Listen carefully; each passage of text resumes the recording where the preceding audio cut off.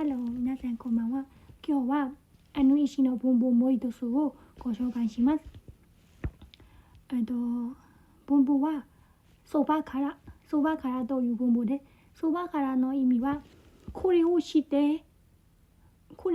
もすぐにまたという意味。例えば、母は片付けている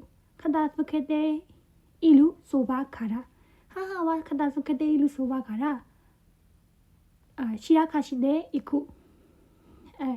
မြန်မာ語で説明したアメが片付けလုပ်နေရင်းနဲ့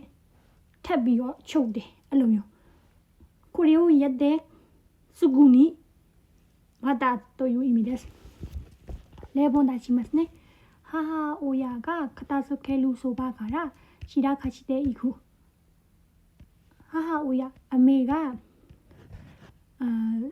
片付けတင်ဆဲနေရင်းကနေပြီးတော့ချက်ချင်းကိုပဲထပ်ပြီးတော့ချုပ်ပွားအောင်လုပ်နေရဆိုတဲ့အဓိပ္ပာယ်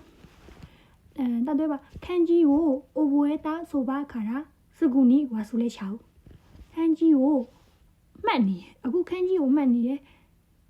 漢字をမှတ်နေရနေပြီးတော့ချက်ချင်းကိုပဲထပ်ပြီးတော့忘れちゃうမေ့သွားတယ်အဲ့လိုမျိုး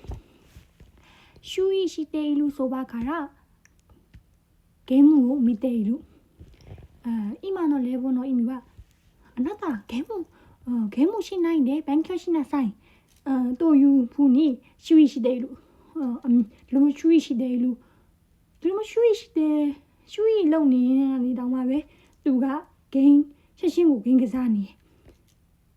何かをやっているそばからすぐにまたという意味です。注意したそばから同じ間違いを繰り返している。あなた注意したそばから同じ間違いを繰り返しているでしょ、という意味。အထက်လူကြီးကနေပြီးဥမာကိုငေါ့တယ်ငါနင့်ကို注意したよ今も注意したよအဲ့ဒါကိုပဲနင်ထက်ပြီးတော့တူညီရဲ့အမကိုလုံနေတယ်အဲ့လိုမျိုးအချိန်မှာဆိုばからကိုသုံးပါတယ်年を取ると覚えたそばから好き忘れる。